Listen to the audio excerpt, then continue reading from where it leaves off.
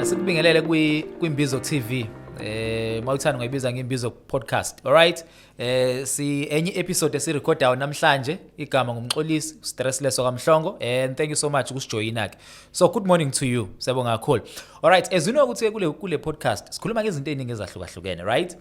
But sikhuluma kakhulu ngepolitiki. And why sikhuluma ngepolitiki? Mawubheka isifundazwe saKwaZulu Natal. Sisifundazwe esirich makhuluma ngomlando wepolitiki.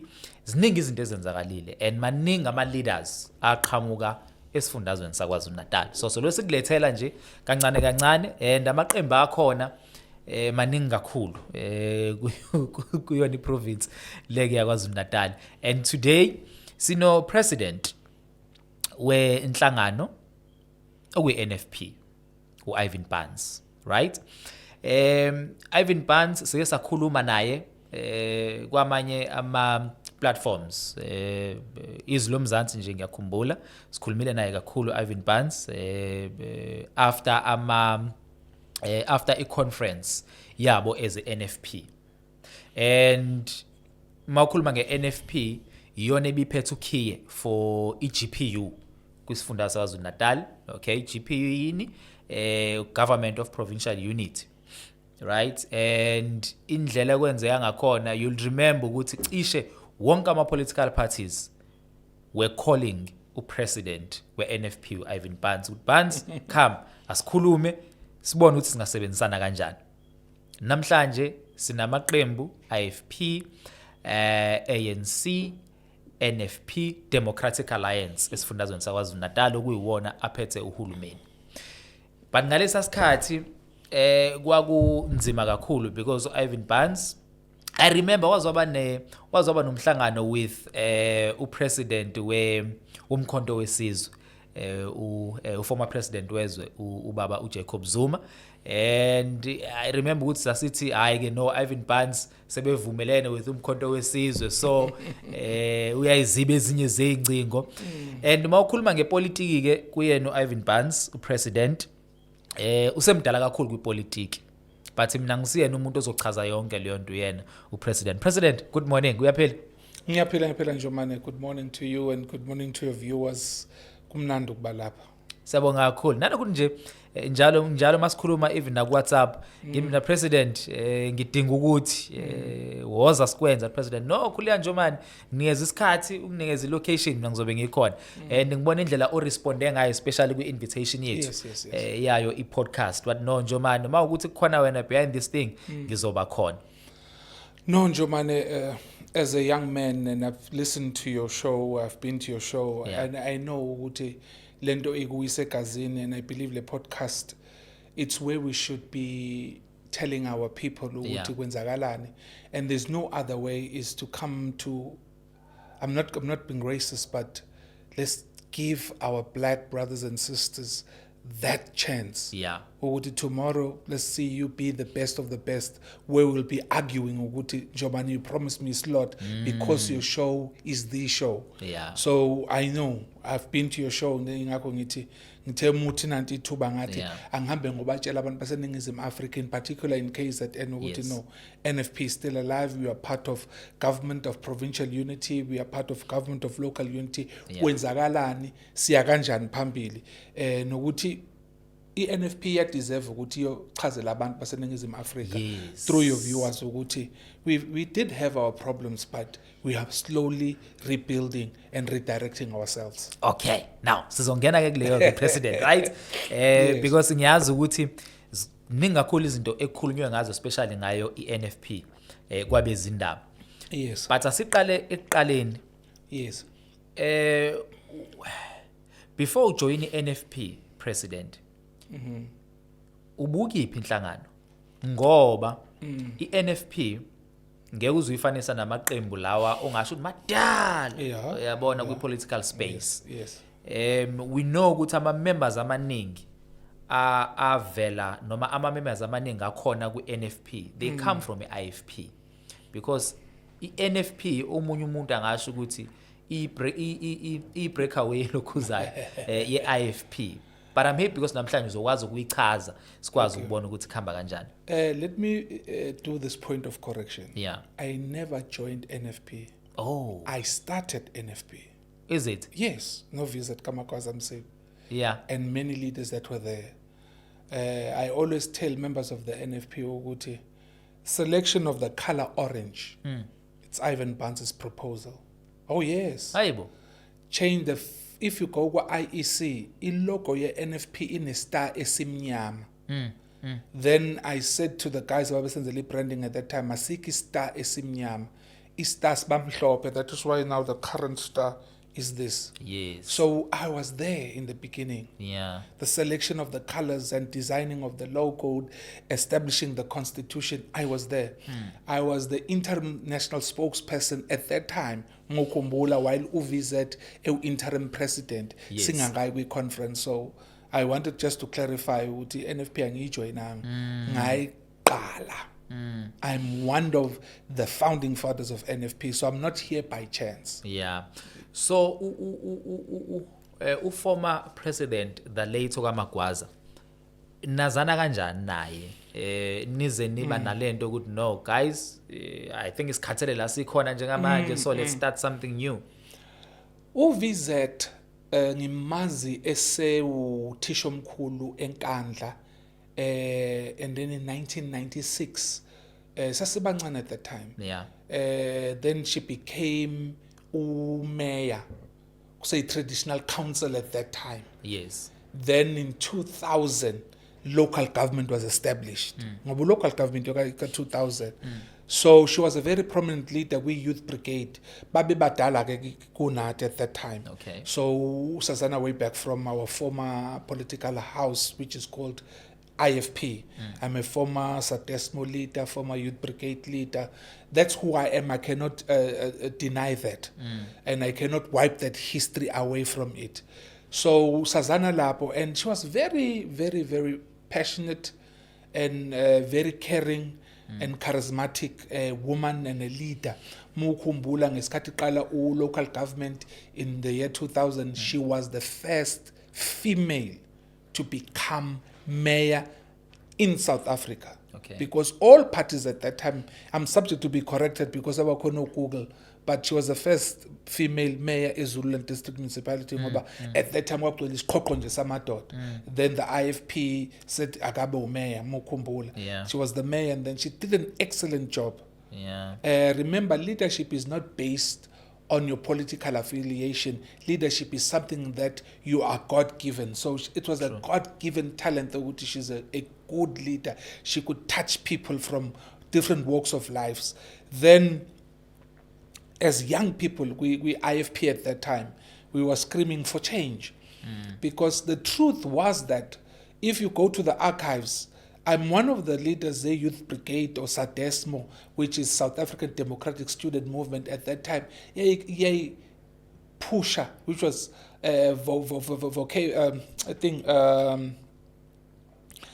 thinking sasikhuluma nje out there ukuthi they must be, yes, we are vocal. We were vocal about change because my point of departure at that time was saying to the late president of the IFP at that time, Makeba, the results are saying something else. If you look at the IFP's performance in 1994, 1999, 2004, we are just doing a nosedive. We must change. Then in 2006, local government, IFP and NABIS local government. Then in 2007, we, the SADESMO at that time and the youth, said, let's usher change. We want the youth brigade to be autonomous because Mukumbula at that time, where youth brigade, all those things. And ISASCO at that time, the ANC Youth League, the IFP, in internal democracy. But it's true. Why do you choose a leader for us? Do you understand? Then we wanted to usher change. Yeah. We said Youth Brigade must have its own constitution. Youth Brigade must have its own presidency. It must sit to National Council. It must be part of a POC. It must be part of decision making of Inhlangano. And in 2006, we cancelled the IFP at that time. I'm giving you the brief history of me in politics. sasiba young ngoba sabanga umsindo, then we were made counselors. But we said, no, it's not what we want. Yes, because that's what they said. Because ngiyakhumbula ngi-agwisha nabaholi uBV is late, the former mayor, yase kwakusewuthungulu ngaleso sikhathi. Njengoba sekuyi-KCD, ethi Phansi msukubanga umsindo nanusuyikhansela ngathi angubanga umsindo ngoba ngifuna ukuba yikhansela. Ngifuna ushintsho langempela. I-IFP is poorly performing. And you can't ubeke deadwood. And I can't quote people's names because I'm president of another organization. But I had various examples of what they are not doing absolutely nothing. We want change. Then youth in, I think in 2007 or 2008, sakhetha uZibajiyani waba usihlalo, sakhetha umnumzane the late Stanley Dladla to be the deputy national chair, savumelana unanimously ukuthi umntwana wakuphinda angene noMusa Zondi, Reverend Musa Zondi, abaqhubeke behold the organization and move it forward. Then fist fight started kwa IFP at that time. I remember there was a conference, King Zwelithina, dome ngaphansi lapha stadium. Okay. La umntwana washo khona wathi, if anything happens to me, nangu undodakazi ongaqoka icathulo zami. Hawu sasithe cha make busuyikhululileke. Nansi ke sekuyisikhathi sokuthi udedele icathulo. Kwaze kwadwetshwa isithombe, I think it was one of these cartoons in the newspapers, la umntwana khona engathi uyaphupha uzanele uzogqoka icathulo zakhe waphaphama umntwana wasithuka kubhaliwe sibona sibaleka the little people kwakuyi youth brigade nesadesme ibaleka. That's where the cartoon came from ukuthi sithi but no. And Tina, we were introducing change kwa IFP in the most strategic way. Saqala kwi-youth, safakwa kwakhona ukuthi oKenyeza, oShakacele, at that time no Bheki Mgwengwe, ukuthi abangene. We wanted youth leaders of our choice. Because sasesikhathele National Council yayifika kuma branches emagatsheni ithi i-National Council nomntwana bathe. Then we said no. Then we introduce change. Then people from different quarters influenced umntwana, and the National Council but is influenced by inhlangano ye-ANC. They said all forms of things, and the weakness of IFP at that time wawuthi uma ukhuluma iqiniso, and the deadwood of the IFP at that time would say unengqondo ka-ANC. Because kwashiwo kimi lokho angikhulumi ngenzwabethi. No, we want to change because we at that time that's the influence. If you go on record, we had changed us for the first time in history. We won SRC elections as Sadesmo, Unizulu, MUT, UKZN. We had seats. We went to Free State, for God's sake, in a Sotho province. Sadesmo won with nobody. 2 weeks we spent there. We told them that Sadesmo means this. So we win our elections. We were bringing in change, and we had people outside of KZN falling in love with now Inkatha. Now Sadesmo, which was for a very long time, yakwaKwaZulu towards a Zulu warrior, yayinikezwa all forms of bad names at that time, IFP, excuse me. So when we were doing this change and doing this survey, we were informed because of the people sasihlangana nabo ngaphandle, and we wanted to insert this change. IFP, so we can see IFP grow at that time. Then leaders in certain quarters, because I remember I was called several times. We had office here IFP. La ngatshelwa khona emehlweni ukuthi umntwana akafuna ukuthi contest. And I was made to sign a document ukuthi I'm not standing. Kwabizwa mina kwabizwa uThula Sizwe, who's now the MEC of Kokta. And I said to them, angeke mina ngithi ngiyacontesta noma ngicontest akaze ngisho ukuthi ngifuna ukucontest. Manithi mina ngadecline shoot laba abantu abangifunayo ngani. And I was told in my face ukuthi umntwana prefers uThula Sizwe Buthelezi. Sure. And all right. That's history of where we come from with politics. And I said, but that's not true. Then akadedele memfuna angime ngilwi nalokho. But let the youth of the IFP decide. And well, kwa politics, I understand I'm not blaming food. They did everything to try to decampaign me. And I said to them, the guys that were supporting me, I said, "Mabeti mthukeni upanzi mthukeni gibela nebhasini abazoni provide alone sifike emandleni sivote." At that time, President, KaMagwaza the late uthini? Njengoba kwenzeka zonke lezi zinto lezi ubizelwe ema-ofisini bekusayinisa i-document yokuyibophezela esekutheni no ngeke uze ucontest yonke lento. KaMagwaza uthini? KaMagwaza was a beacon of conscience. Okay. She would tell me, "Bans, you can't fight leadership. Respect it. But comrade, I understand we pressure. Yokuthi abantu bayakufuna. Yes. But do what's best for the organization." And what was best for the organization was for me to sign ukuthi angicontest. Ngakusayini iphepha ngalihlonipha. After she spoke to me privately, do what's best for the organization. Bangibize head office, safike sasayina. Ngaya kwikongolo ngoba basebethi abanyungayo ngathi no ngizoya kwi-conference. Masifika kwi-conference, they gave us a chance ukukhuluma noThula Sizwe. It's recorded. Abanama recordings base now. Yeah. I'm on stage with mina. I'm here, and if the party doesn't want me to stand, I'm not standing. And I explained to them the difference between me and Nothula Sizwe at that time is that I didn't behave as if I like it. I behaved in a manner that I felt inside ukuthi angifuni lento. But ngoba nina nisho njalo, nithi kuzokwakho ukuthula nokuthi iqembu lizoya phambili. Ngikusayinile, ngifosiwe ukuthi ngikusayine, ngitsheliwe ukuthi umntwana uthi akafuni uthi kube umina. I did say those things. And the youth stood up and walked out. Sure. That was the beginning and the end. Then emva kwalokho ke kwase kuba nama conference a province of the main structures. Okay. Then thina we pushed our politics. Ama candidate ayifunwa yithina. Inkosi yase I'm forgetting the name, Umcambi, the late Yasemacambini, Inkosi Umcambi, sasibapusha bona because they were similar to us, various people. Then you had the likes of Blessed Kwala. At night he would support us, by day he would deny us. We had those type of leaders who supported us but didn't want to be chastised. Different leaders. I remember Jesake Sabizo or Lawrence Mtombeni, former mayor Semkhanyakude, OBV, umuntu omuhle Khawula basibizela Potchefstroom. Sasi youth brigade any conference yayikhona.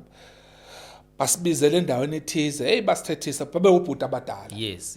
Hayi bafana man senisinyakazile isihlahla. Yeah. Idedeleni lenkongolo sathi no, but ngeke survive ngo-2009 masokuletha i-deadwood. Because the problem was at that time deadwood babesaround umntwana. Deadwood babesaround umntwana. And in a deadwood yaphela, we saw the IFP come up in 2021 when the deadwood disappeared. Basikhuza obhuti abadala, and he said, but no, lapha nalapha sofaka abantu bethu. We did the conference and then the national conference. Mukhumbula, go to archives. Yangazi yahlehla kangaki i-conference ye-youth brigade, yahlehla kangaki i-conference ka-national.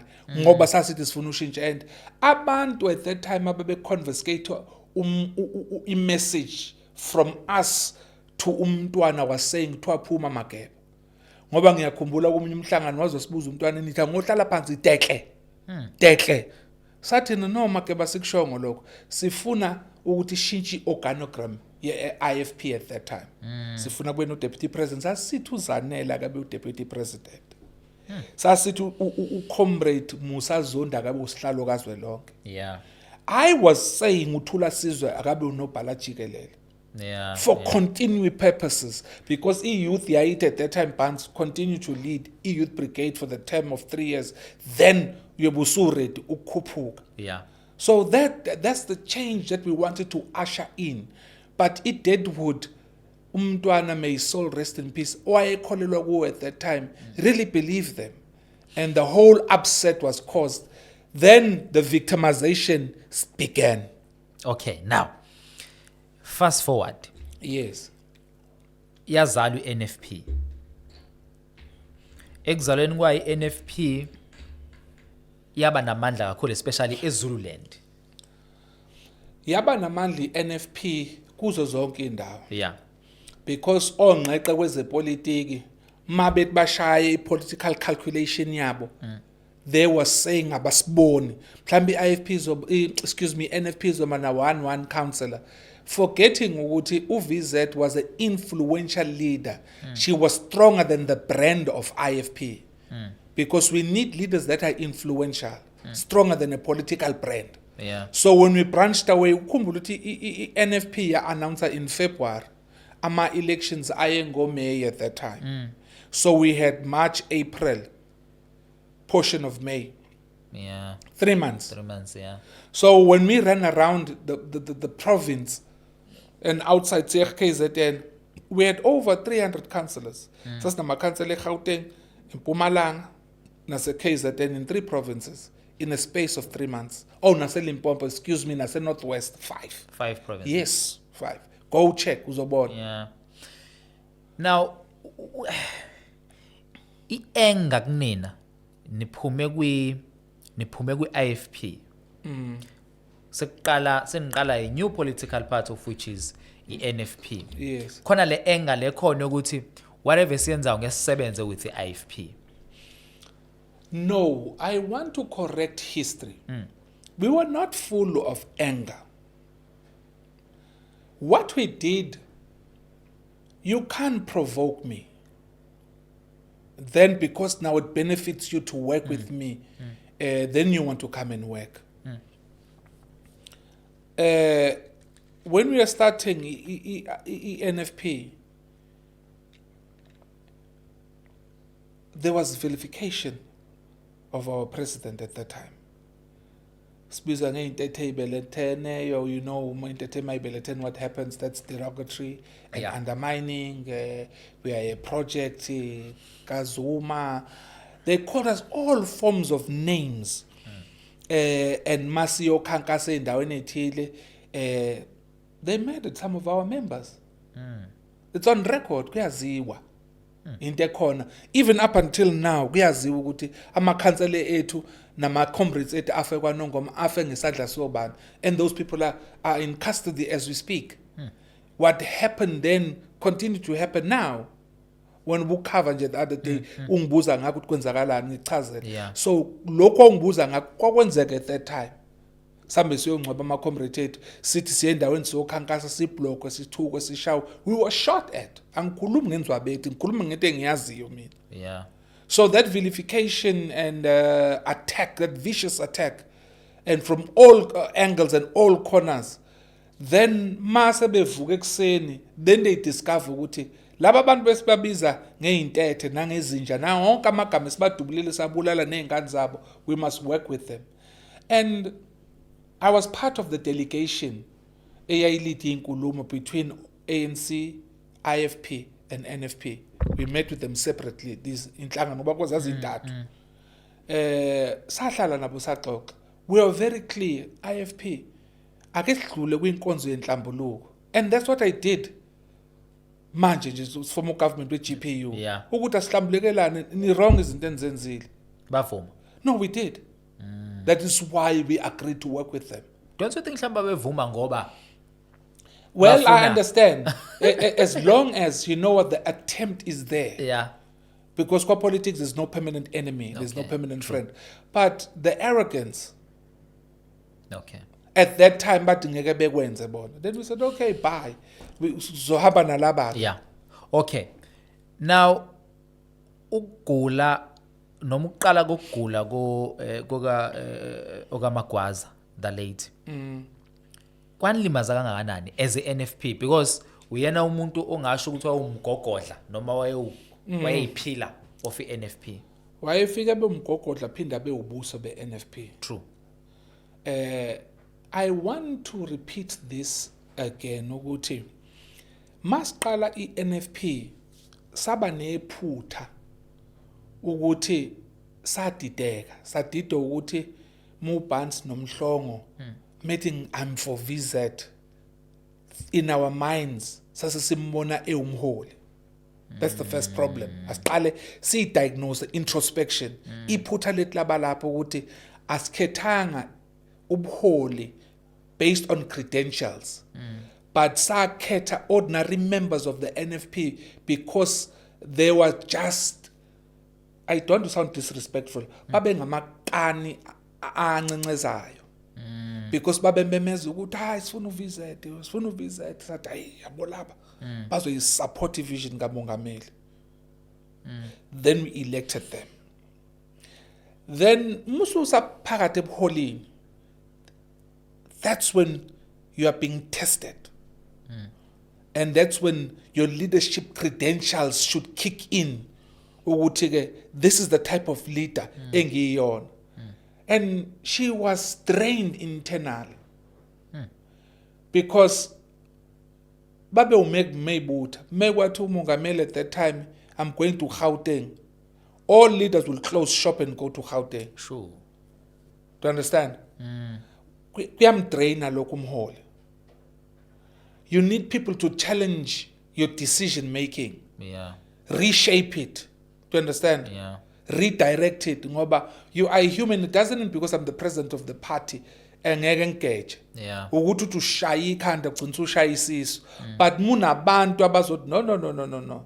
Uyambona ukuthi kunjani ngcono senze kanje. Yes. She wasn't getting that. That's true. And I think the NFP's biggest mistake was to allow UVZ ukuthi ayebe deputy minister. Because when you're a deputy Zuma at that time, because kwakungafanele NFP ivume ukuba deputy minister. That is just a useless position. Because remember, a minister ran a department. Yeah. So what happened? What we predicted kuzokwenzeka, because I remember she gave me a personal phone call. What is your view? I said two things. Don't take it. Yeah. But if you believe you'll able to grow NFP, then go for it. Yeah. Because as angikwazi ukumnqumela, fanele nathatha decision. Because what is your opinion? I gave it to her. Because I even said, continue eZululand. Sifuna ukuthi 2016 for us to perform better, because this deputy minister position, Yeah. you are going to be ngasho amagama aba ngathi uzoba isimagwe sika minister. Yeah. What ish ngathi yebo mongameli, because methu minister mfuna kwenza lokho i-department yami zogcina wenza lokho. Yeah. And the most unfortunate thing happened. ANC became ANC to us. Sabiza abaholi olundi, that's our base, our stronghold. Kwenziwe i-program ka science and technology.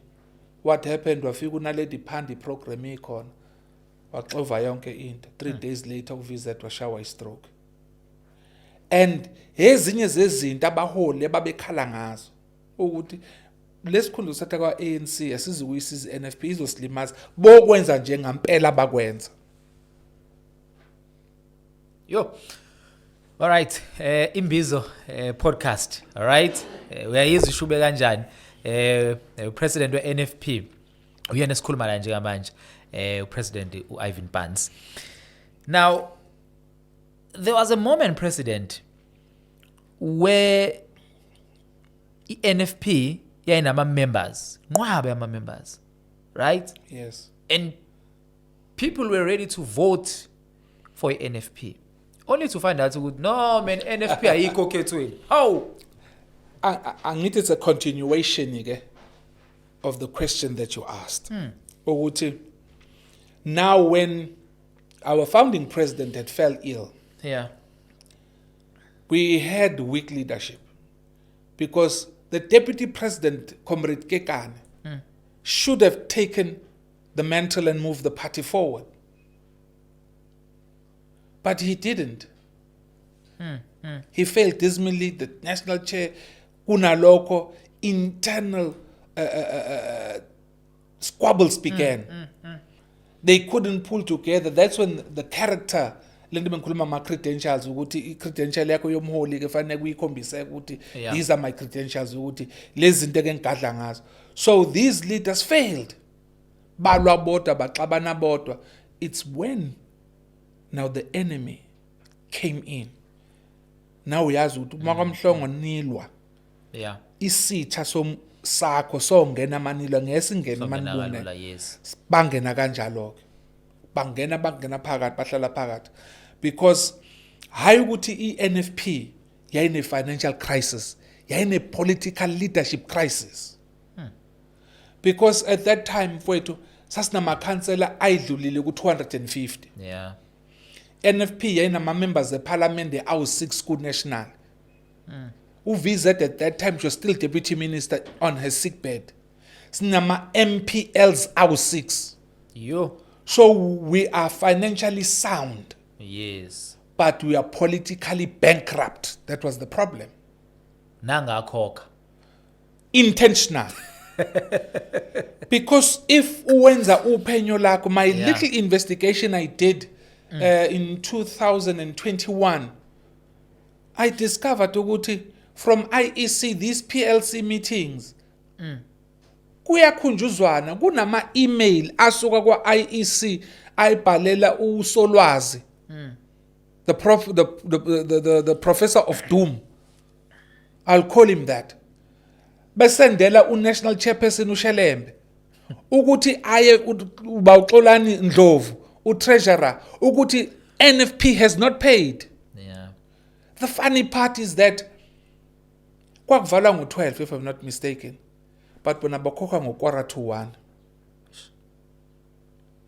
Eish. But muya kuma reminder, and the funny part is that babehlala imhlangano yeNEC. Yeah. And mase bexabane bodwa sebe reporta kithi members ukuthi emhlanganweni wena wathi sekukhokhiwe. Emhlanganweni wena wathi sekukhokhiwe. And what happened? Okay. All of them. Yeah. All of them ababe NEC. Nababe NWC abaningi. Babaleka bonke bahamba. Why they ran away? Guilt. Okay. Ubani umuntu okwakumele enze payment? Umuntu ofanele enze payment utreasurer. Uthini utreasurer? Nama signatories amathathu. Phela i-organization iranwa abantu abathathu. Uthini utreasurer? He's lame and I have to say this because it annoys me. And his stupid response was that I forgot. Khohliwe. Yes. How can you forget?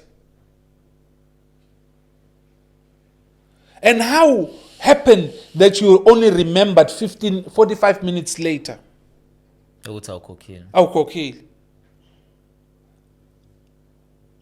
So ngiyamagina ngaleso sikhathi istress ku president.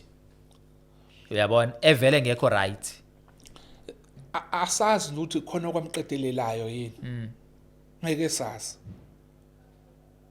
And I remember kwakuthiwa ngatshelwa. Sure. But umfihlela kanjani? Angithi ubone ukuthi babesidelela futhi kuyacaca ukuthi they were captured. Siya ku manifesto launch ebaqulusini. Bayazi ukuthi abakhokhile. Bayazi ukuthi sesidisqualifyiwe njenge NFP ungene lukhetho. They further waste money of the NFP. Bosiqoqelana seFriday sogcwala istadium sesiqhilika ngaphandle. For nothing. Babiza yena umongameli. For nothing. Thina indaba sesiputshuzwa IEC ethi namaqembu azongenela inketho na disqualifyiwe ngezizathu zokuthi bakhokhe late. Yo. All right. Asimove lapho asiye kwi conference eyakhetha. Yes. La Olive. Yes. Right? So before your conference kwakunenkinga ekhona and then yahlala iconference then wakhethwa as a president. Take us lapho. inkinga zaqala ngo-2018 ngoba ngifuna ukuyichaza lento yinkinga. Okay. President calls me kwakhe ethi comrade ngicela ukwakhe ikomiti ekuthiwa iad hoc njengomthetho sisekelo. Okay. Ngoba ngiyabona sesixabene sodwa as leadership. Angithi uyabona ukuthi laba abahola ababe bakhona babenzela ukuthi beqede i-term of office yabe parliament. So sekunalama riffs akhona. So yaqala iad hoc. Bona labo baholi bathatha bawobopha uVZ. Kwaba ne court order iyayithi MuVZ edisband ubuholi eseqala iad hoc. Should nayo idisbandile so akwakhiwe into ekuthiwa interim national executive. Okay. Yaqalwa kanjalo interim national executive ngoba kwakudisband iad hoc mina enganguconvener chairperson wayo ethi uVZ angiqoqi iqembu. Yeah. Do you understand? Yeah. So she saw some leadership in me. So sithe saqala ukwenza basibombopha kwase kuphuma le order ukuthi no kwakho kwase kuthiwa kulama faction omabili akuthathwe 4-4. uVZ abe ukabani unumber 9 ukuze abe tiebreaker, excuse me, just in case mabe me stuck. Yes. Then she will be a tiebreaker. Yes. Yakhiwa ke yasithi inkantolo lelo order INEC is the only legitimate structure efanele irun NFP with constitutional powers, but their strict mandate ukuthi bese iqembu einkethweni ngo2019. Yes. Bese iqembu kwi-internal conference ngoba ibantu abakhethwe abantu into position of leadership okufanele beyibona and then run the party. Yeah. Again, political thuggery ngizela ukuphetha igama right. Political thuggery kicked in kulaba baholi. They found ways of trying to manipulate the system ukuze makubizwe i-conference ivune bona. Now that's when things began to further break down kuphi kwa NFP. Where these 4 people can't sit and decide what's best for the party. Yeah. Can't come and sit and say, you know what, ayibafowethu ngikhempe nani ngapha.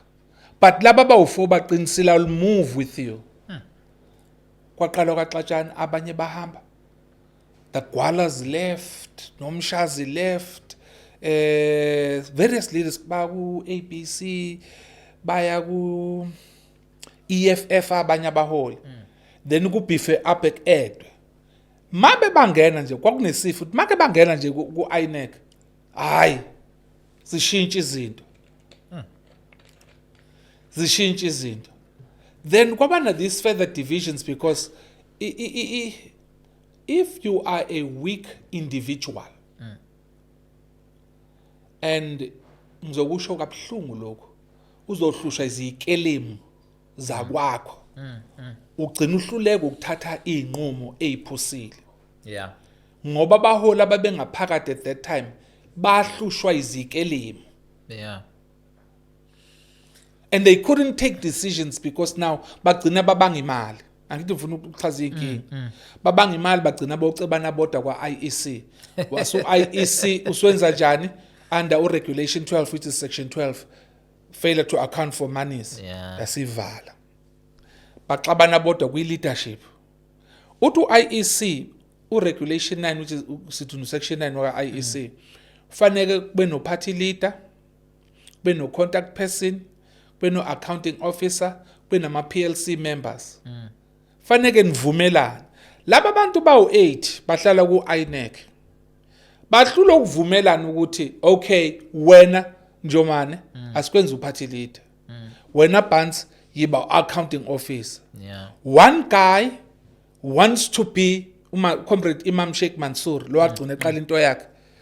Wants to be party leader, wants to be accounting officer, wants to be a contact person. Okay. Hold it there. Imam usuka kuphi? Imam sisuka naye kwa IFP is one of those leaders who would say I branch yakhe kuphi? I don't know. Thank you. You know why ngibuza lo mbuzo?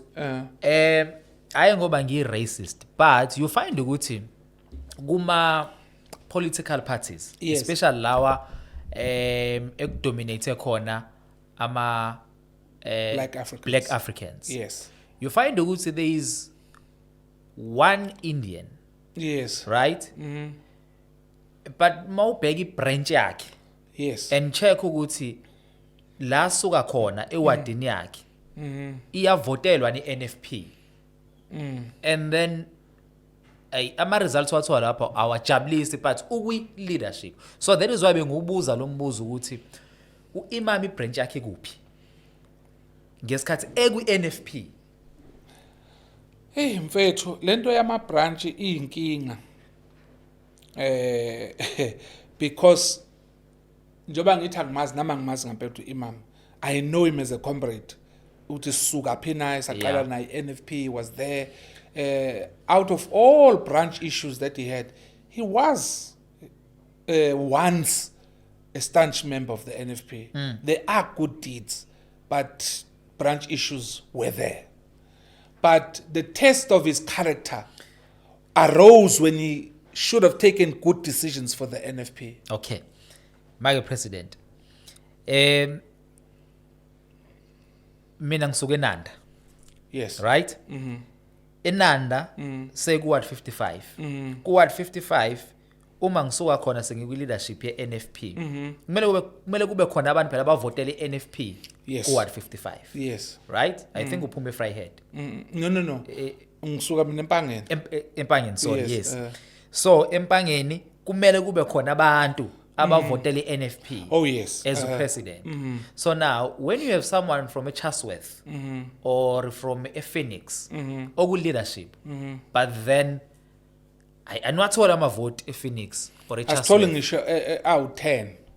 Then how come lo muntu abe good leadership of angithi kwesinye isikhathi when you are in leadership you got to take decisions that are outside these issues of branches okhuluma ngakho. When you want to nurse issues of rainbow nation, if you call it. Okay. You understand? If you understand where I'm going. Yeah. Ukuthi ayisasenza la ukukhombisa ukuthi NFP is not 100% black people. You understand? Then issues of Mina as a colored, I'm there. Then Mansoor is an Indian, is there. But you got to have a base. Then once you're given that responsibility, now have a base. Like I moved from Mpangeni, I'm here now, Tegwin. I'm rebuilding my branch. Because I got to be a leader. Esuka ku branch 9 Tegwin, strong. All right. Sure. Kulungile. Conference Olive. Now, sibheke Olive. IEC blocks us ku section 9. You got leadership crisis. Fryhead kwaba ne vacancy. NFP submit amagama ufona lo ibiza ngumholi nalo ubiza ngumholi nalo ibiza ngumholi, therefore fanele sivali NFP. The best way hambani nina INEC bizani conference nikhethe lobo buholi nibuye nisubmit ubuholi sesoyivulele in NFP. That was a blessing in disguise for me. I said to the leadership ngathi inhle imbi lento. But it's more of good than bad. It's bad because bantu bayabulawa manje kwaNongoma. Because asikwazi ukufaka PR, asikwazi ukufaka ward council. Badutshula abantu bethu, the rest is now history. Now kubi on that aspect. But ikuhle manje ngoba imali yakwa IEC ivaliwe. Asikwazi ukucontesta. Manje ke nina eniku INEC sikhipheni ke kule political quagmire hambisani NFP kuphi enkethweni. Excuse me. Then we went to conference. It's a shame ukuthi some of the leaders at that time didn't want us to go to conference. Baya enkantolo. Bethi le conference ayibiziwe ithina sibona ngeke emthethweni ngalokho ifika inkantolo ifika ibachitha. Because kuhlese njalo kunosikhwili siphambana noBhoko. Saba ne conference province sakhetha uphola be province, then we had a national conference in December. Olive, you were there. Yeah.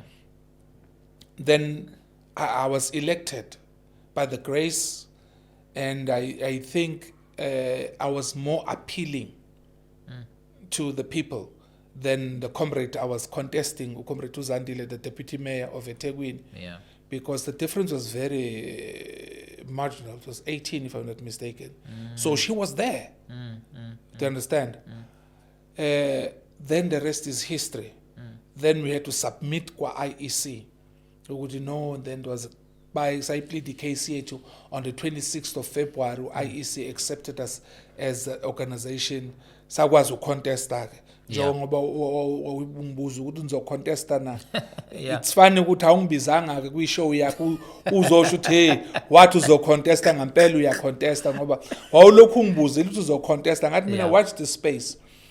And I want to respond and say to you, remember I said we will surprise you. You yourself, Njomani, you never thought we will even get a seat. I remember Siqede studio wathi Mongameli no ithola ngisho isithe yodwa. Ngathi kuwe watch and learn. Because of inkinga ekhona. We have this history. I did quote it kuwe ngathi i-NFP uqaleka kwayo mukhumbula. History was saying we won't make it. But at that time mfethu kwakuhle sasikhuluma ngazwi linye. In 2019 mukhumbula sasine interim yayilo njengoba bengichaza Mongameli sohlakeni lombhede egula singena funding sabuya. Saba neyinkinga kuMongameli esehambile emhlabeni, may soul rest in peace. Salwa kakhulu kunaqala. Ngisho sengwinile as party leader up and still now I'm still channeling people to accept it. One analyst advised me and said, you're going to have a challenge, Barnes. 2 challenges. One, uthathe i-organization being a founding president who was dearly loved by all people. Second problem you're going to have is that for over 7 years kwa NFP bekwampunze edlemini ngoba baqala ukuzenzela kwa NFP 2015 uvisit egula. Now from 2015 to 2023, it's a long time. Because one would get up and do his thing, would not be account. Now people must account. Now the center is trying to hold what is happening. Things are not falling apart. People are just springing themselves apart. And I said to this analyst, I can't say his name, I said, no, we will make it. And we did. We ran an election on zero balance because imali kwa IEC iphume 7 days after elections. All right. You know, today team yami tena Njomani bekanukhamba la because le nkulumo namhlanje izoshuba. So as you can see kunokhamba la sibuye siqhabula ukhambeni. Hayi so lokusingena nje kulo. So sizongena kuingxoxo ze-GPU. Yes. But before singene khona. Yes. I heard ukuthi nihambisana enkantolo with some of our members. There is a list ekhona yama members nani la kuthiwa nibhalelana khona incwadi. Oh yes. Ithini into because I know good Leon it's something recent. No, my leader. Sinele challenge yongafuna ukuphatheka. Okay. In order for you to lead, learn to be led. Okay. I always put myself as example or evidence or POE, whatever you want to call it. I was a founding father, interim spokesperson. Youth was saying in 2011, I said, no, let's give these leaders a chance. And when these leaders were elected, you never heard of me making noise and challenging every decision they did. I sat in my private corner and watched their every move and supported their every decision. And when things fell apart, people came to me and said, rise to the occasion. And I rose to the occasion. Now, when I'm leading, when I say, let's take left, people that I was contesting, people that we INEC are saying take right. That's the problem we are having, and those are side effects. We understand ukuthi lokho kwenzakalayo akusha. Vele phela ma adabantu bezenzela. Vele phela muwadu sebuholini. Your psychosis, umqondo wakho, your psychology, whatever you call it, uyaphuza ukwamukela ukuthi but no, I'm not a leader anymore. Now I must be led. So I believe in sound administration. Okay. I'm an administrator for 18 years in senior management in the public sector. Yonke into fanele kuyibhale phansi. Okay. So we have deployees kwa NFP. Amakhansela awu 56 no MEC oyedwa 57. So we got 57 deployees. Maybe I'm subject to be corrected by the figures. So when we call people to a meeting, bavesa abantu bengezi. Okay. Why? That's the problem. Why? Then they say, because kuseneyinkinga ngani kune court case ngoba the SG of the party, uThedi Twala, was the interim SG with INEC. Okay. Did anything and everything to make sure he conference sits. His blunder was that he supported me for the majority of the time to be party leader. Kuthe 4 months, October, November, December, 3 months. Then he moves to support uZandile. That's not a problem. It's politics. Then when Zandile doesn't win, I'm being specific because the viewers, they need to hear the truth. Yeah. Then when Zandile doesn't win, then he has a problem. Uyena besethi conference. Uyena betshela abantu ukuthi conference fanele ilandele umthetho sele kuze inga aphileki enkantolo ngoba kunabantu abanyanye iNFP. Yeah. Okunye ngeke ngikhulumela because of GPU. Okay. To understand ukuthi obani bangaphandle ababe influencer okunye uThedi wayesekukhuluma. Bakhona kodwa ku GPU. Bakhona. Okay. Hayi ke ku GPU kunamaqembu awu4. Right? Khona iANC, khona iIFP, khona iDemocratic Alliance, and then bese kuba iNFP. Kunjalo. So azabuya athi uThedi kwabanye comrade. Abantu abathile abafisa ukuthi makokho ama government of coalition bafuna ukusebenza neNFP bathi bengasixhasa because sivalelwa ngithi imali zethu. Bengasixhasa sibe ne conference successful, sibe ne conferences zophuma endabeni in conjunction ukuthi uBansi does not get elected. Oh. Yes. Do you understand? I'm not spilling the beans. I want the viewers to know the truth. Because I'm being painted as a monster. Yeah. Barnes cannot win. Then Barnes wins because you can't buy people's hearts. Barnes wins, then he springs up. Who announce my results? uThedi kwamthatha 45 minutes uteze kwi conference. Azomukela ukuthi uwinile. Ungabuzi ngitedele ngiqele. Angafiki for 45 minutes ngoba nake nahlala phandle nasilinda nje. Nilinde phandle kunabantu asebebombuza yena usiyadikela ukuthi uyahamba. Uthi ngeke akwazi ukuyisubmit kulomholi.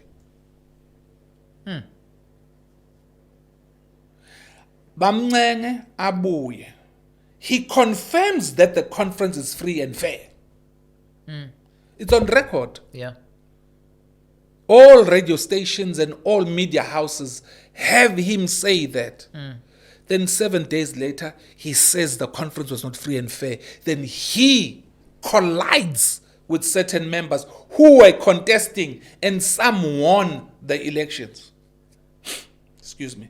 Kodwa phela president kulabo bantu khona deputy mayor waseThekwini kukhona I think usayimayor manje kwaNongoma so those are few names afikayo njengamanje and I know ukuthi umyeni umyeni wekade econtesta now. That's true. But the test of leadership is learn to be led. Very soon, it's about 2029. So when that happened, then they rushed to court. Bayithathile imali.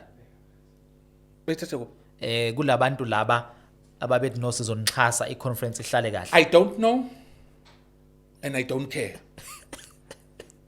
Okay.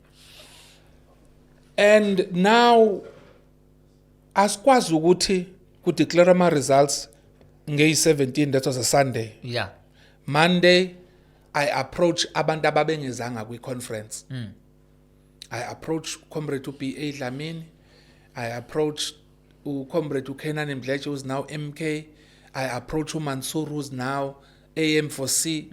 Ngita sakhe. They were very frank ukuthi no sizela ngoba uthi sikhuluma nge-NFP but ukuthi siyakumukela njengopresident asikumukela ngathi mina I don't care whether you accept me or you don't accept me but at the end of the day azamu kwakhe in unit Yes. on how can we move the party forward. Yes. Let us rebuild the NFP. I tried my level best and I'm still trying even now ukuthi khulunywe but kwesinye isikhathi ithumba alipholi mumnyombo ungaphumile. Kulento ye NFP kunemnyombo ye disorder, ye disruption, ye ill discipline okufanele siukhiphe. And I made these utterances to the members ukuthi our theme for the next election is still going to be the same: rebuilding, rebranding and redirecting. Yeah. And to do these triple R's, if it means someone must leave the organization, let them leave. Mdletshe left. Mansur left. Because we can't contain ill discipline. Now the issue of writing letters, it's ill discipline on members ukuthi CNEC bedeploywe thina. They believe that these deployed positions belong to them, not to the organization. Oh. Now, when we call them to the house to say, sit down, this is the plan, ngoba we cannot waste time. Masiqale manje sikhulume ngo-2026. Yeah. You are a counselor, you are an MEC, you are a deployee. Your fundamental responsibility is to make sure that the people of South Africa, the people of KZN, see NFP changing their lives, because those positions of influence is for you to influence abantu beboni NFP, not for you to be mighty and high. Yeah. So masibabhalela bebe abantu abafike. If you read my letters, ngiyazi unazo. Ngibuza ukuthi ngichazele. Yeah. Njoba ungezange emhlanganweni, ngitshela ukuthi yini ungezange. Yeah. Futhi ngitshela ukuthi kungani ngeke ngikususpend. Ngoba sinawo lo mandla okususpend, hayi uthi asinawo. Umthetho sisekelo uyasinikeza lo mandla. But sisasiqala iprocess yokuthi no thuka phela ukuthi nengane ekhaya uvesuka idumele ngenduku ishaya. Uqala uyihlalise phansi uyithethise, musubona ukuthi it's beyond then usuyayishaya. Thina saqale ngokubhala nje ukuthetha lokho. Abantu bagijima baye enkantolo. Buthi sifuna ukubaxosha. Say withdraw incwadi. Sibiza imhlangano still abantu abesi. Now we have to take action. Okay, tell me, ba reporter kuphi kanti? Bonke labantu mawukuthi kunama meetings akhona, abizwa leadership but constitution yethu nama policies ethu athi ama deployees are reporter kwi deployment committee. I-deployment committee reporter NEC. Deployment is the prerogative of the national executive. Manje abantu bafuna ukuzenzela. Sure. All right. Ngesingene kuyona kakhulu le. Asishiye kanje because I know ukuthi ikanjani. Hayi ngiyayisebenza. Ngifuna ukuthi uclarify. Sekukhona ama deployees who are towing the line. Okay. Ukhona kosikhwili phambana noBhoko. Okay. And they're going to meet their Moses. We're not going to tolerate any nonsensical behavior. Okay. It's either you ship in or you ship out. Yeah. NFP ngeke ikhule. maso lokhu tolerate umbhedo. Yeah. Okay. Do you think bakhukhumaliswa ama positions? Yes. Because but they told me in my face. Uba nonama powers to redeploy. Sengishilo. NEC. Yabona nje i National Deployment Committee mike yathi asikhiphe unjomane. Thina siyakwenza lokho. Sasiyakubhalela usiyaphuma. Remember isithi akusiyona yakhe ya NFP. Yeah. Sefane kuphuma. Ungafuna ukulalela ke will take all the disciplinary process ngaphakathi to get rid of you ngoba ufuna ukulalela. Okay, let me pause lo mbuzo la. Khona la ngizosebenzisa khona. This one redeployment. Now let's go to EGPU. Yes. Let's go to EGPU. Yes. NFP kwisifundazwe saZulu-Natal yona ebiphethe ukhiye ukuthi ubani abazophatha. Yes. And I remember wahamba yobona uformer president uZuma. Yes. And ngakubuza ukuthi ubuye kwenzani kuformer president uZuma. So tell me now, ubuye kwenzani kahle kahle kuformer, because I remember kwasikwaba nethombe nangu president weNFP nomsholozi baxhawulana bashuthile kuhle kumnandi. Okay, waye enkandla wayophuza itiye. Silindile thina sekutheni makufomeke phela uhulumeni wesifundazwe saKwaZulu-Natal. No. Mo recall a press conference yethu. Singaka decide. We issued a statement to all media houses ukuthi i-National Freedom Party is going to sit with all political parties that invite them. Remember, we got a single seat. Yeah. Asikwazi ukuthi sibiza abantu abanamasitha awu-37, abanamasitha awu-18, abanamasitha awu-11, the list goes on. Yeah. Ilabo bantu, excuse me, abazohlala bebize thina njenge-NFP. But we are open for discussion. IFP approached us ngisesegoli eRock, siqeda ukuthola ama-results. Yes. ANC did the same thing. To understand, kwashot DA ne-MKP. Then we said, it's fine, we will discuss it. Then when we came here, MK invited us. And then I was told by the secretary at that time, Arthur Zwane, MK ukuthi nomongameli sithunywe ioffice elikhulu likamongameli umsholozi ucela ukubona as a party leader na as a party leader. Yeah. Then I went to umsholozi. It's an honor for me to sit down to stalwart. Angifisi mina sibuke umsholozi ngamehlo abamaphephandaba nabantu abangamthandi. I'm a politician and I know why they hate umsholozi. So I'm not going to treat MKP in the feelings of ANC, the feelings of the media, the feelings of DA, the feelings of IFP, and any other political party that has ultra feelings, even the feelings of the EFF. No, I'm not going to do that. I'm going to treat MKP nomsholozi in the feelings of the NFP, and the NFP is kind of neutral to all political parties. Yeah. So when MKP sent an invitation, we responded just like we responded we IFP. Saya kumsholozi in my personal capacity as the party president, and it was an honor to sit with a former statesman. I wasn't starstruck, but we were talking issues of governance. And ngifuna ukuyichaza lento. Please. And it annoys me. Kukhona lokomfana ukuthu gold dollar whatever he is. Lo khulumayo umbhedo. Ngi understand is just an excited individual. But akekho umuntu odayisa iMK. Angisiyona mina iMK. Akaze ngibe yona. Akaze ngivotele. Ngivotela iNFP ngiNFP. Inqumo esizoyithatha futhi esayithathayo sabuka iNFP nezinto efuna ukuyiachieve. Okay. So kunalento abantu bebethi thu uyidayisile iMK, ngidayisele iMK. Ngangayithenga ngaphi ngize ngiyidayise. But my meeting with MK, where we failed to agree. Yeah. Ukuthi EFF, MK, NFP awakheke uhulumeni.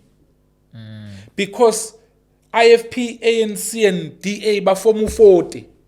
Yeah. So in order for the government to be built, kwakuphoqa ukuthi siyokwakha nalaba abanye abathathu ukuze kwenzeke lo 41. 41, yeah. Because masim ne MKP ne EFF akekho wayisuka ngale efuna ukuza ngapha. So kwakuzoba 40-40. So kwakuzoba 40-40, and I have a responsibility of bringing change in people's life in KZN. So it was only for that reason isona sizathu esenza ukuthi sihluleke ukwakho uhulumeni neMK ngoba sasingamtholi lo muntu ka41 walenhlangano eyayizosijoyina sibeba u4 sakho uhulumeni.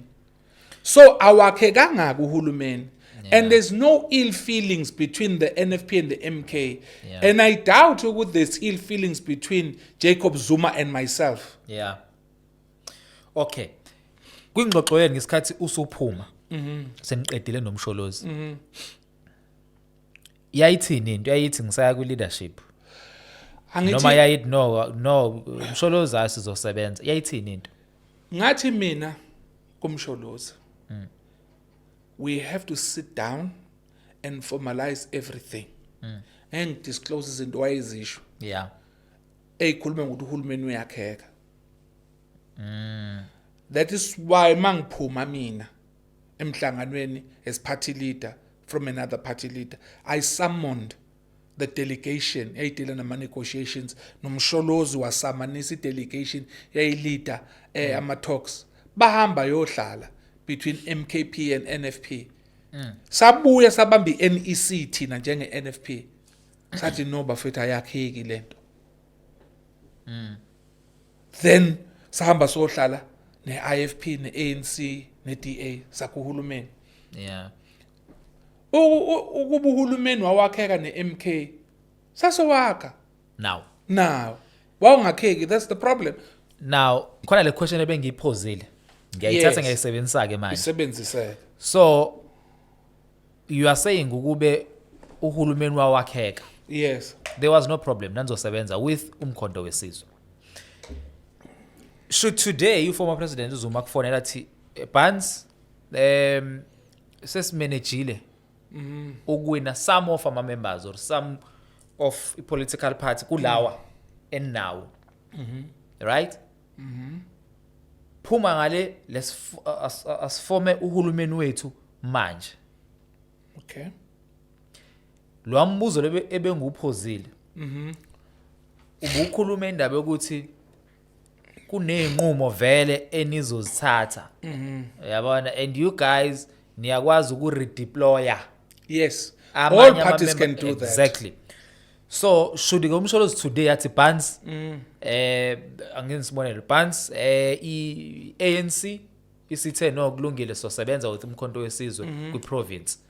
So we need you as NFP. As NFP. Okay. One, I will clearly respond by saying let's have a meeting. Let's revisit these new issues. There's a new kid on the block which is now ANC, NFP and MK. Asihlale phansi ke sixoxe. What is it? Then I refer to my leadership. Leadership ngibuye emhlanganweni MK, ANC and NFP want to build government at the provincial level. This is what they are saying. If it best suits the NFP, we will then move. Yeah. Remember, if MK and ANC work together, they don't need all of us. Yeah. It will be an honor for us to be part of that government. Yeah. Are you guys happy kule GPU ekhona? Remember, the NFP has been in government of coalition with both the ANC and the IFP. Yeah. At local government. Mubuka ngo-2021, omasipala, emadlangeni, sigavunisha nenkatha. Kwamhlaba yalingana, sigavunisha nenkatha. Alfred Duma, sagavunisha nenkatha. Elanga libalele, sigavunisha nenkatha. Ngiyakubalela. Ku-ANC iTheku, sigavunisha ne-ANC. KM kuphe Nongoma. Nongoma ANC, Edumbe ANC, Mkhanya kude ANC. So we were the first organization in 2011 at local government uqala uhulumeni we coalition with ANC, and now it extended to IFP. So mu understand u local government noma government wenhlangano eziningi kuba nama teething stages. Currently uGPU as NFP siyaqala ungena at that level with 3 other parties, that is IFP, ANC and DA. So there are teething stages that we are managing, but our MEC social development is working under this GPU, and there are those challenges that are there, but we are managing. The only thing that is lacking is for these GPU leaders politically to come sit down and now discuss izinye izinto lokuthi lapha kune challenge lapha kunani, how do we move forward, how do we do, ngoba kunezinye izinto are outstanding efanele zenziwe ku GPU. Okay, we've covered ingxoxo yakho nomsholozi, asizocover le yeni IFP, right? I think today uzokwazi ukuyicacisa. Yes. Kwinkulumo zenu with iIFP neANC ekutheni bajoyine ukufoma iGPU. Yakhulunywa yini indaba yama councillor? Yes. Yakhulunywa. Yes. So kushuthi yayiphathi ukuthi if iNFP isjoyina then sizokwenza something laphayana ku uyabona. So it's something eyenzeka. Yes. Yenzeka ke. Meaning ukuthi I know, I'm answering you. Ithembiso. When we were approached by the IFP now to speak alone, inkonzo yenhlambuluko. Yeah. Inkosi uMzamo Buthelezi. Sihla unobhala uNcobo. Udadewethu umama kaMadlophe emisiwe kaAgriculture. Undunankulu usihlalo wenkatha eKZN. Those were the 4 people that were there. Then it was the NFP leadership. I had said to them, ngiyajabula ukuthi sesinale inhlambuluko. Sinomlando mubi engawufuni. And I am on record saying to different leaders of the IFP masihlangana nje. Ngithi kodinga ukuthi sihlale phansi silungise lento yokuthi inkatha neNFP kuyahluleka ukuhlala ndawonye ukuxoxa. Ngaze ngathi kulomhlangano into engiyibona kini IFP musana ukusibuka njengento si political party, we got our own identity, ukuthi the founding fathers of NFP moved from IFP, like myself as the former leader of the IFP. Akusho ukuthi nisithathe kancane nisikale ngamehlo njengamanzi ophuthu. Those were my words because I'm frank. Angikudingi lokho, but into esingayithandi kini lezi ezinye inkinga esinazo nina abaholi beIFP eindaweni zene ezahlukahlukene niqhamukela einkingeni zethu nisebenzisa amandla enawo nemali enayo yokufurther cause conflict and confusion kwa NFP. Senze example sathi 1 masithi discipline ikhansela siyalikhipha nina nilikhiphi nitshela ama administrators zenu ngoba remember masigre deploy masibhalela umkhandlu sithi umkhandlu noba nikhipha ukhansela umhlongo mabe ngakhiphi bona will continue being a councillor bekukhokhela bebebazi kahle ukuthi sikhiphile. We had different examples nabo bagcina bathi ayisiyabona siyayicommita njengeqembu lenkatho ukuthi sophume inkingeni zenu. Okay. And unfortunately akaze bakwenze lokho. Abaphumile. Currently isolo bengu special council meeting. MEC Cocta report ithi umasipala wase ZDM ukhokhela umuntu ongasilona ikhansela for 2 years kwathathwa inqumo zebudget kwa appointwa abantu kwenziwa izinto ezinkulu ngomuntu ongasilona ikhansela. Sure.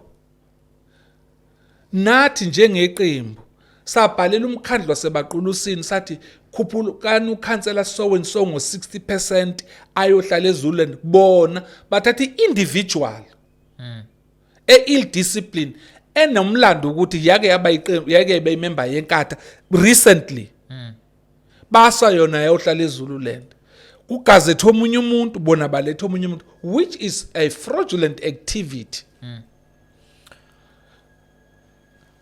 savumelana ngalokho but akwenzeka la ngifuneka lokho kumaketama sase sibachazela ukuthi thina njenge NFP sine interest mase kukhulunywa local government sine interest eZululand okay sine interest othukela yazi inkosi ubuthelezi yathi it's the truth ever since KaMagwaza Msibi NFP yaphuma ekuphatheni iZululand we haven't been performing as IFP kungakuhle kabi ke kubuyela umkhandlu under iNFP mhlambe solibheka solibona ushintsho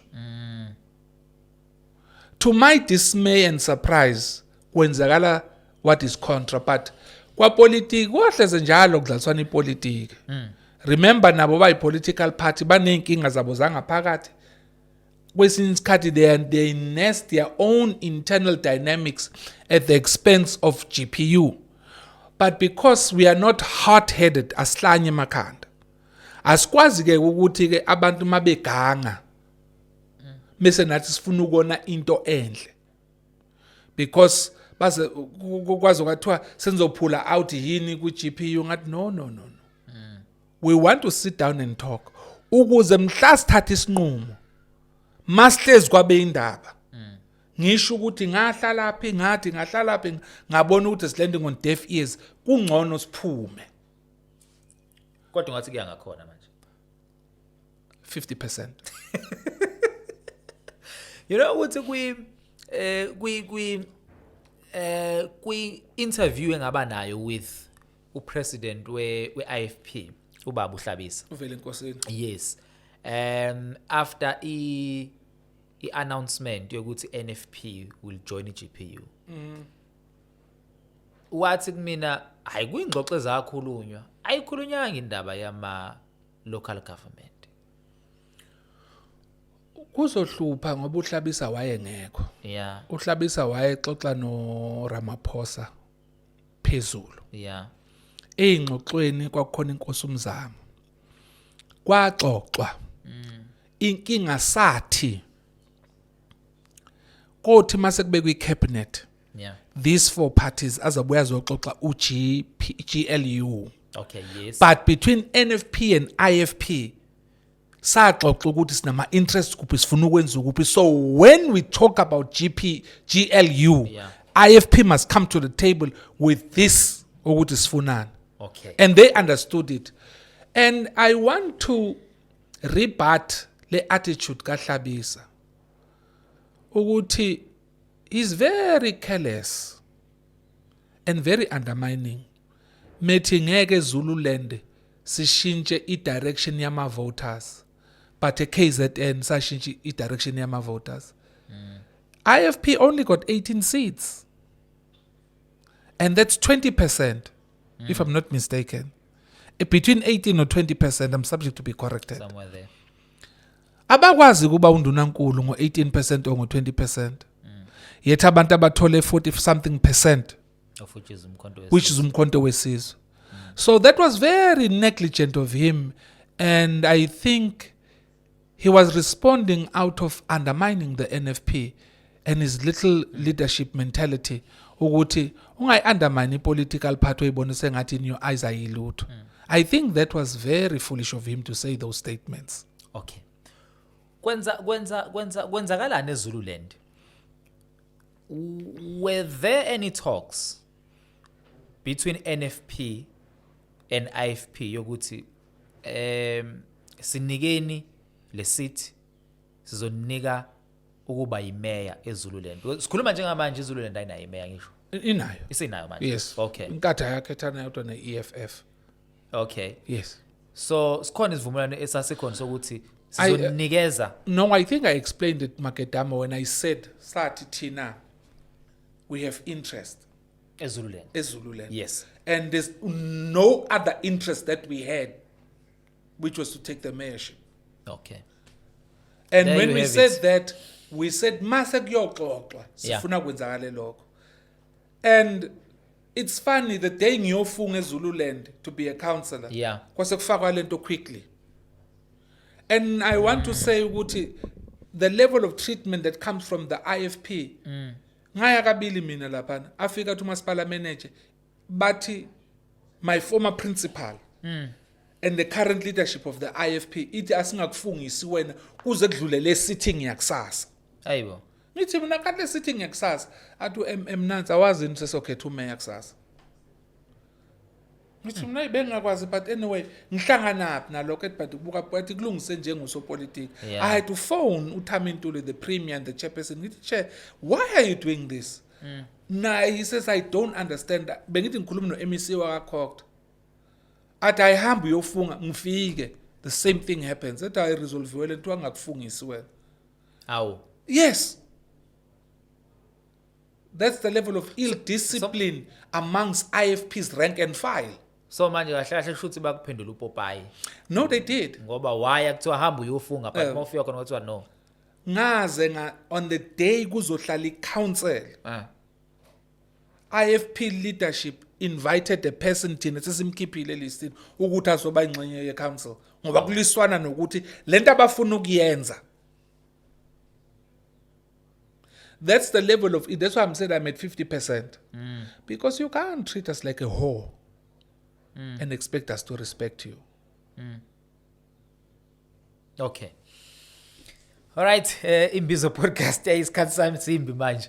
Simbi ngempela, but asikwazi ukushiya lezi inkulumo lezi zilenga kanje. But I'm happy present because izinto eziningi uyicacisile. Uyabona, and iyona nhloso ye podcast. Yes. Where unesikhathi ukwazi ukuthi ukhulume kahle izinto nawe obona ukuthi ziyadinga ukuqondiswa ngale ndlela usuke ucabanga ngakhona.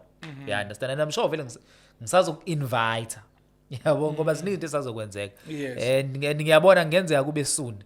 Ngenza ngi-invite soon. Yabona mangilalela inkulumo. Okay. Siya ku-2026. Yes. Ni ready kangakanani? We are at 40% ready. Okay. Because 60% I'm focusing on rebuilding internally. Yeah. NFP. Njoba ngichazile ekuqaleni ngathi we are still facing popcorn members. Mefuna ukugxuma njenge popcorn uyayigxumele and fanele sikulungise, put systems in place, but we had given ourselves ukuthi as of next year March, we'll be full force now dealing with local government. Okay. Right now we're dealing with internal rebuilding and rebranding and redirecting the NFP. Ukuze masiphuma phambi kwenu sikhulume ngazwi linye. Okay. Indaba yesikweletu senkampani, I think yanprintela ama-poster nan because just that I can't remember igama layo, but ngiyakhumbula ukuthi yazi ezulwini yes yazanisa enkantolo yonke leyo nto le imi kuphi? Izulwini yabahambisa enkantolo abaholi laba babebanga. Okay. Yathola i-order. Yeah. Sase sivumelana ukuthi asibakhokhele. Okay. So i-order labo lagcina lizothega ama-accounts ethu. So bayithola kanjalo imali yabo. The remaining balance, because we are in good terms manje nabo, siyaxoxisana ukuthi how can we then the remaining balance sinikhokhele ngayo. Yeah. So ke thina nabasezulwini you are working on that. Yeah. But bagcina bona beyisa ubuholi ngalesa sikhathi enkantolo. So i-order ke whether ufika manje noma ufika nini ufike nje likhalephe kwakho. Yaxolisa IFP ngokudlulisa ibhanoyilayo lapha kulokhuzane namuza uThamintuli ephika nje kwimanifesto yenu. Namuza ephika nje uThami. But babe politika.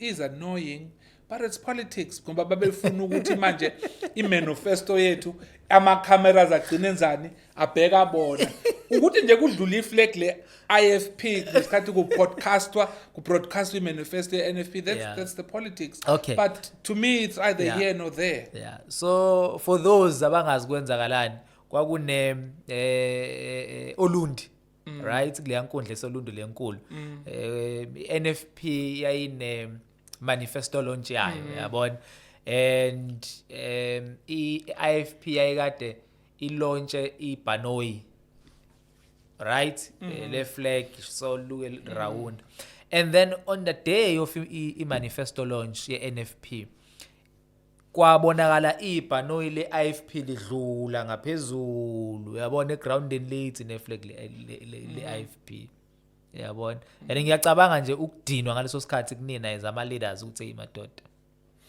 no njengoba nje it was annoying but if you understand politics ngayihlekela mina ngoyilalela phansi ngabodaba bedlala ipolitics yeah ayikho into esingayenza. All right, President asivale but before sivale I've got something for you for nje ukubonga for umsebenzi omuhle kangaka nokuvuma nje ukuthi uze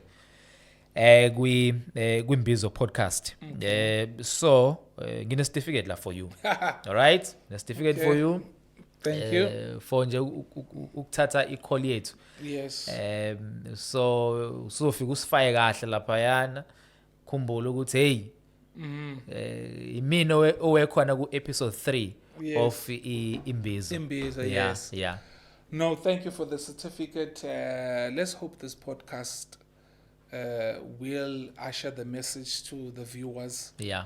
And I believe it will be subjected to the second and the third and in your radio station. Yeah, of course. Well, asibonge kakhulu. We colored. Hey. Yes. Mkhulu wami wayemlungu. Ichaze bansi lento. No, okay. Okay, mina. Yes. I remember ukuthi wangichazela. Yes. Yabona, kodwa ke for the benefits of ababukeli bethu kwimbizo. Awichaze lento because I know ukuthi nale question esele ukuthi okay, uBansi. Hey madod, uBansi. Okay, sure. Awichaze. No, ukhokho wami. Owayesuka phesheya. Yeah. Wafika eSouth Africa waganwa uMagumede. Maqwabe. Yes. Yeah. Bazala ingane zokhombisa isithombe nje umkhulu wami. Umlungu umkhulu married 2 African women. Mabiyela noMamthembu. Mina ngisuka emzini kaMabiyela. Okay. Then ubaba waganwa uMamthembu. Oh. Kwase kuvela mina. Oh. So ke you see ke ilineage ukuthi uBansi uqhamukapi. Yeah. So ke qhamuka lapho. That's who I am and that's my lineage. Yeah. Yes. Okay. No kulungile. Nino cousin bakho niyavakashelana? Ungathuka. Muhamba muhlangana nami nomzalo njengako nje umhlongo. Yeah. Ngibe nomzalo eIndia. WakaGavenda. Ngibe nomzalo owumlungu. Ngibe nomzalo eyiColor. So ngihamba nabantu abawu4 uthuke kabi. Yeah. Ngithi hayi cousin wami. Uthi umlungu ngithi hey cousin. Uthi India ngithi yebo that's my cousin. Hey but uGavenda angithi ngiqonda ukuthi i-variety. Yes. No, I get you. I get you. But ngicabanga ukuthi kuhle for iningizimu Africa. Yes. Yeah, understand. Kuhle for iningizimu Africa because iqiniso lethu eningizimu Africa akusibona abantu abampisholo kuphela. Yeah, understand. Yes. Sonke sibelonga kuyo iningizimu Africa and ama cultures ethu ahlukene and kumnandi futhi ukuhlalisana sifunde namanye ama cultures. President sabonga kakhulu. No, thank you Maketama. Thank you so much. I know siyabonga. All right, ngathi ke siyayivala manje. Thank you so much. All right, ngicela ke usilandele Imbizo TV kuona wonke ama socials. Ungasubscribe la njengamanje ku YouTube, okay? And then bese uclicka for ukuthi sikunotify uma si uploada anything kwi Imbizo Podcast. Ngalo kwaloko ukhumbule ukulandela ama socials eqembu iNFP Yes. right walandele ucheck nje ne website yabo Yes. so that uzokwazi ukuthi ubone ama policies wabo yonke leyo nto leyo. Come 2026 I know ukuthi abantu abaningi bazobe beyovota for ama political parties ahlukahlukene, so you need to check especially ama policies because I know ukuthi wona balekile. President siyabonga kakhulu. Bonga mina. All right, siyabonga kakhulu kubona bonke ababukeli bethu kwi Imbizo TV. Silandeleke kuma socials ngokuhlukahlukana kwawo. By the way, Monday to Friday ngikhona ohlelweni Imbizo Breakfast Show emsakazweni Izwi Lomzansi. Izwi Lomzansi ke nalo liyingxenye yawo ke le podcast ezike be supporta kakhulu and ke whatever senzayo la siyabuya sithatha ifake emoyeni, whatever senza emoyeni siyabuya sifake la. Siyabonga. Godspeed.